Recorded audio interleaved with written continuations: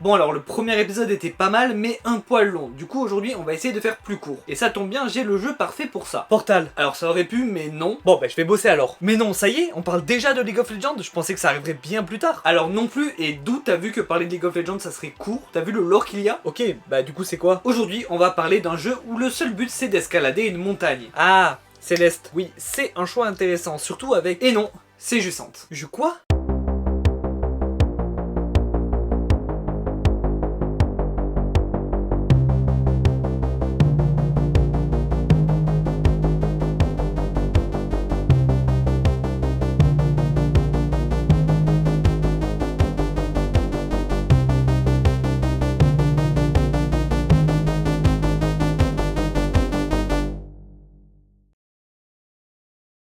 Jusante est un jeu du studio français Dontnod, ceux qui sont aussi entre autres derrière Life is Strange, sorti en 2023. Le principe c'est juste d'escalader cette montagne, cette tour, et c'est tout. Au tout début du jeu, t'arrives en bas, sans dialogue, sans explication, il ne te reste plus qu'à grimper. Mais avant de commencer cette ascension, il faut que je vous prévienne, il va y avoir du spoil. Genre je vais spoiler tout le jeu, hein, logique comme dans toutes mes vidéos. Sauf que là, vu que le jeu est assez court, il fait genre entre 6 et 8 heures, je vous conseille très fortement d'abord d'y jouer par vous-même avant de voir cette vidéo. Et en plus, si vous avez le Game Pass, il est gratuit, donc n'hésitez pas. Ok, le but c'est de grimper, mais pourquoi? Notre personnage il a un objectif? Alors non, enfin si, clairement, mais en tout cas nous on ne sait pas ce que c'est. Tout ce qu'on sait au vu du décor au début du jeu, c'est que là de base, il y avait de l'eau, vu les carcasses de bateaux rouillés, les coraux, les animaux, mais maintenant ce n'est plus qu'un immense désert, plus une trace d'eau nulle part. On sait aussi que le soleil tape extrêmement fort, et on est accompagné d'une petite créature bleue, qui pour l'instant reste assez timide et ne sort pas de notre sac. Bon, le début de l'ascension ça va déjà être de comprendre comment on grimpe, mais en fait c'est tellement bien fait et naturel que c'est compliqué de vous expliquer. En fait il y a une gâchette qui contrôle une main et une gâchette qui contrôle l'autre. Lâcher la gâchette c'est lâcher la main correspondante et appuyer sert à s'accrocher avec cette même main. Du coup le jeu va consister à alterner pour passer d'une main à l'autre pour grimper tout simplement, tout en mettant le joystick vers le haut ou vers la droite et la gauche selon où on veut aller. On peut aussi poser des bases secondaires pour si on tomber de moins haut. On peut se balancer, sauter et même tout lâcher, même si c'est pas hyper utile. Et enfin il y a une barre d'endurance qui se vide au fur et à mesure de l'escalade, qu'on peut recharger en faisant une pause durant l'ascension, mais elle se rechargera de moins en moins tant qu'on n'arrive pas à un endroit safe pour se poser. Voilà, ça c'était pour le gameplay. Maintenant on a le moyen, l'objectif, à nous le sommet.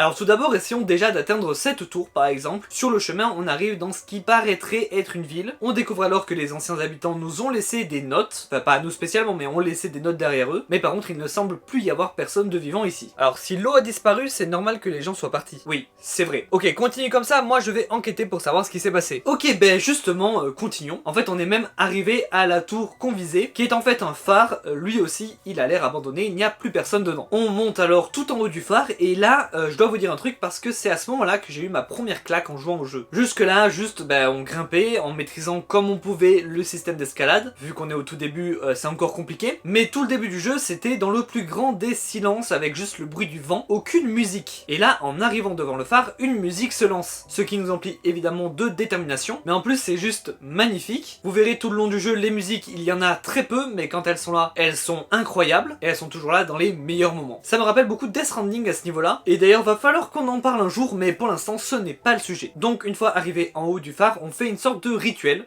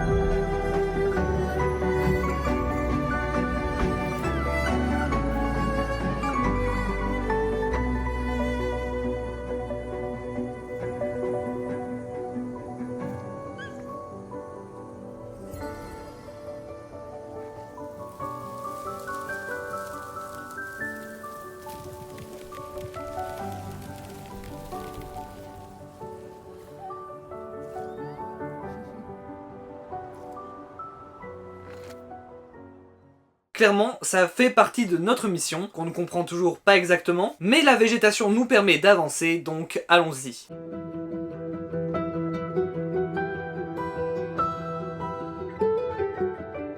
Donc on est reparti grâce à notre petite créature qui peut faire pousser de la végétation un peu partout. On continue alors de grimper jusqu'à une autre ville qui a l'air plus grande que ce qu'on a vu jusqu'à présent. Et là du coup on prend un ascenseur et... Quoi? Ah, t'es de retour. Ça avance tes recherches? Ouais, je te dis ça après. D'abord, dis-moi ce que t'allais dire. Ben, vous trouvez pas ça bizarre, tous ces trucs qui nous permettent d'escalader, qui sont déjà là? Je veux dire, les personnes, la société qui vivait là avant de base, devait avoir des choses moins risquées pour monter et descendre la tour. Et puis ce matériel d'escalade a l'air plus récent que le reste. C'est un peu comme si quelqu'un avait déjà escaladé cette tour avant nous. Ouais, c'est vrai que c'est bizarre, je vais enquêter là-dessus aussi. Mais d'abord, j'ai trouvé ce que veut dire jussante. Ah, et du coup? Alors c'est un terme français utilisé en maritime qui désigne la mer qui se retire. Une marée descendante, quoi. Ok, on doit être là pour ça, du coup, on doit essayer de comprendre pourquoi la mer a disparu. Et peut-être inverser le processus. Ça tombe bien, on arrive à un moment important, j'ai l'impression. Bon, ben moi je vais continuer mes recherches. Après un bref passage à l'intérieur de la montagne, où on a appris qu'il y avait aussi des gens qui vivaient là-dedans, on retourne enfin dehors et il fait chaud, genre vraiment chaud.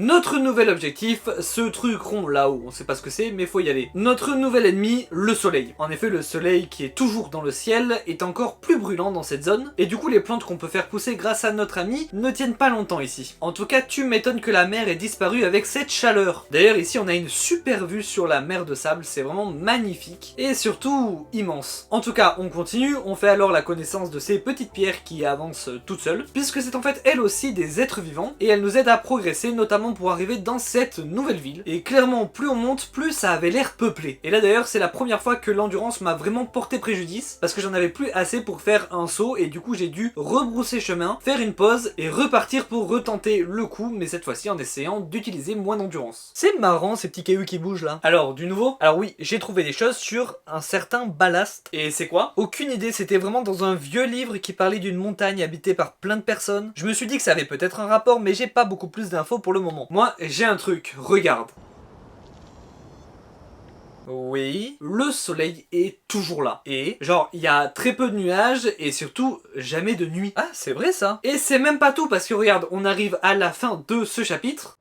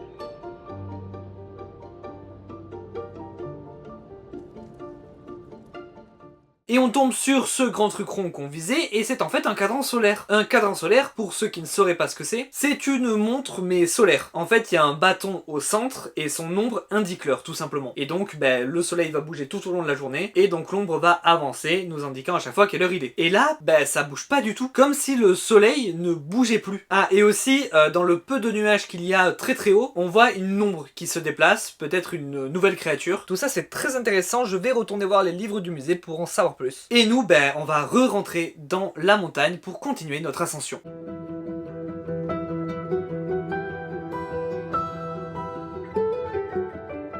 Nous voilà à l'intérieur et ça devient beaucoup plus compliqué de voir le chemin. On tombe ici sur une ville beaucoup plus urbaine, avec des habitations, des ruelles étroites et même ce qui pourrait s'apparenter à des restaurants. Il devait y avoir quand même beaucoup de monde dans cette montagne. Pour que autant de gens aient disparu, ça a dû prendre des années. Ça doit faire donc super longtemps que le Jusant a eu lieu. Effectivement, en plus, à part les trucs d'escalade du coup comme je vous ai dit qui ont l'air récents, tout a l'air extrêmement vieux. Ah oui, c'est vrai, ces trucs d'escalade sont plus récents que le reste, mais datent quand même d'avant nous. On arrive du coup dans une immense grotte, mais là aussi genre vraiment immense. Tellement bien que quand je suis arrivé à ce moment-là, je me suis dit, est-ce qu'il faut vraiment aller au bout? Ça m'a l'air vraiment très loin. Ah oui, et comme vous pouvez le voir, il y a là aussi des êtres vivants, mais toujours aucun des anciens habitants. Enfin bref, on arrive au bout de cette immense grotte et on tombe sur un nouvel endroit pour pouvoir rejouer de notre instrument, et c'est reparti.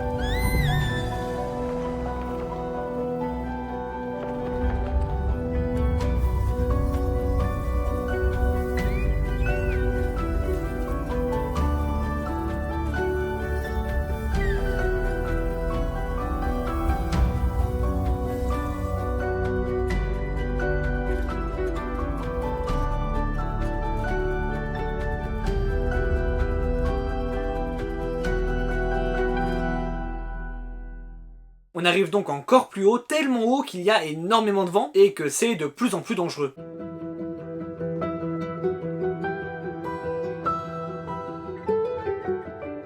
Bon, du coup là c'est encore plus dangereux que jamais, mais en plus c'est encore loin le sommet. Il faut donc continuer de monter en utilisant le vent à notre avantage et en attendant quand il est contre nous. On arrive à un passage vraiment hardcore où on manque de tomber à tout moment, jusqu'à ce camp de fortune où on trouve une note d'une certaine Bianca. Bianca, je connais, c'est elle qui a écrit les livres que j'ai dans le musée. Eh bien, elle n'a pas écrit que ça, parce que j'en ai pas encore parlé jusqu'à présent, mais c'est pas le premier message de Bianca que l'on peut trouver dans le jeu. En fait, on en trouve durant toute l'ascension. C'était la gardienne du phare du tout début du jeu. Alors que tout le monde quittait les hauteurs de la montagne pour tenter leur vie dans le désert, elle et un petit groupe de personnes décidèrent de faire l'ascension afin de retrouver les ballastes. Créatures extrêmement rares, faites entièrement d'eau, qui seraient à l'origine de la disparition de l'eau, l'ayant retirée aux humains pour on ne sait quelle raison. Mais alors les trucs d'escalade qu'on a trouvé durant toute l'aventure, c'est elle et son groupe en fait. Ils avaient le même objectif que notre personnage. Ah oui, elle aurait donc fait le même chemin que nous et vécu les mêmes aventures. Elle s'est fait des amis sur la route, en a perdu certains aussi, soit pris par la montagne, soit parce qu'ils n'étaient finalement pas de bonnes personnes. En fait, le groupe auquel elle appartenait voulait capturer les ballastes. Et ça, elle l'a compris trop tard. Ne pouvant plus les arrêter, elle décida de quitter le groupe et de rester à l'endroit où on a trouvé ce camp de fortune. Les autres membres du groupe disparaissent eux un à un, emportés par la montagne en essayant désespérément désespérément de trouver les ballasts, la laissant seule attendant le retour de la personne qui pourrait ramener l'eau sur Terre selon une ancienne légende. Mais c'est nous ça, on est là maintenant. Elle est où Bianca? Malheureusement, j'ai bien peur que nous arrivons un peu tard. Bianca nous parlait en effet depuis un passé éloigné. Elle aura vécu toute sa vie seule en haut de cette tour, entourée des ballasts qui venaient lui rendre visite de temps en temps, et a fini par nous quitter sûrement des années avant que nous commencions cette ascension. Alors qu'est-ce qu'on attend? Finissons cette ascension pour Bianca et pour les ballasts. Tu as raison, sortons de cet endroit pour découvrir une ultime paroi, pour arriver à un nouvel endroit où on peut encore une fois jouer de notre instrument, ce qui appellera...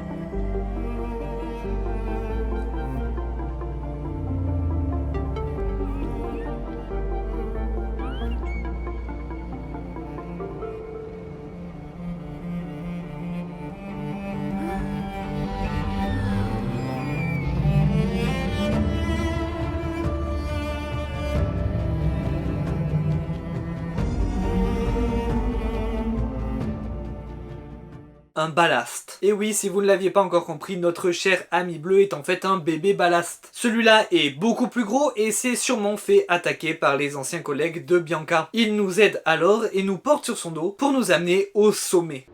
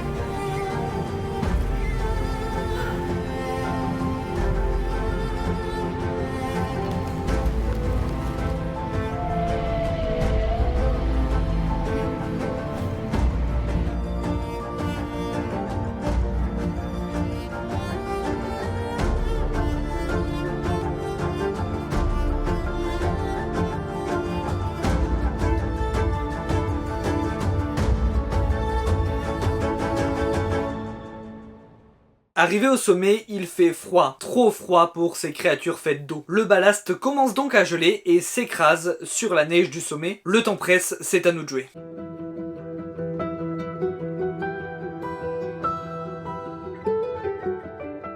Le chapitre 6 s'appelle Syzygy, et c'est encore un terme que je ne connais pas. Je m'en occupe. En tout cas, on a retrouvé l'eau. Il ne reste plus qu'à savoir comment la faire redescendre. J'imagine qu'il faut aller à cette tour pour jouer de notre instrument une dernière fois. Notre ami est lui de plus en plus mal en point. Le froid est clairement en train de le tuer. Il faut qu'on se dépêche. Sur le chemin, je me rends compte qu'en fait, la glace qui m'entoure, ce sont pour la plupart des ballasts qui sont encore en vie, mais plus pour très longtemps malheureusement. Mais si ils sont venus jusqu'ici, c'était sûrement pour récupérer l'eau, pour la faire redescendre.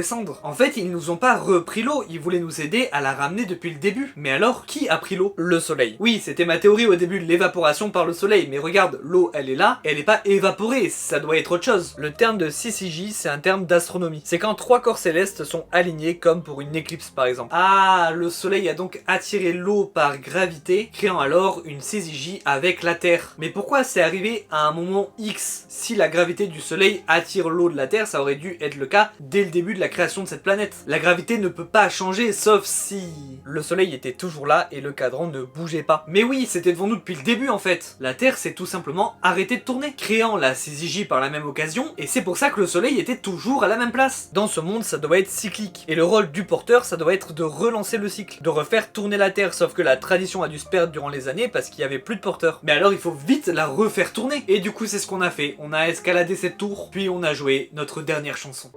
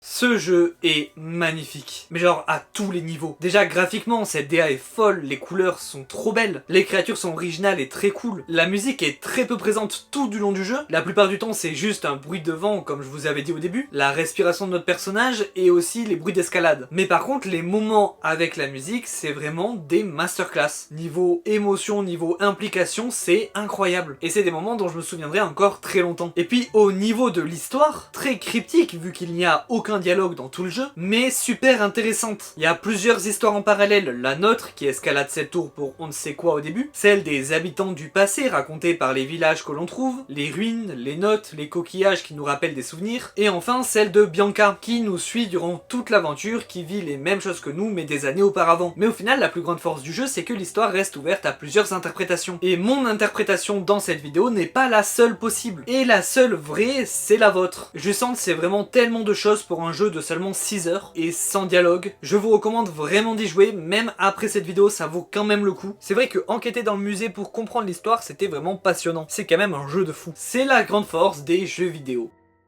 Voilà, c'est fini pour cette vidéo, j'espère qu'elle vous aura plu. N'hésitez pas à parler en commentaire de ce que vous avez pensé du jeu, de votre interprétation de l'histoire et de pourquoi l'eau a disparu. N'hésitez pas non plus à vous abonner, liker, partager cette vidéo, ça m'aide beaucoup. Moi je vous dis normalement à dans 2 semaines pour la prochaine vidéo de l'Eniakia Museum. Merci tout le monde, salut!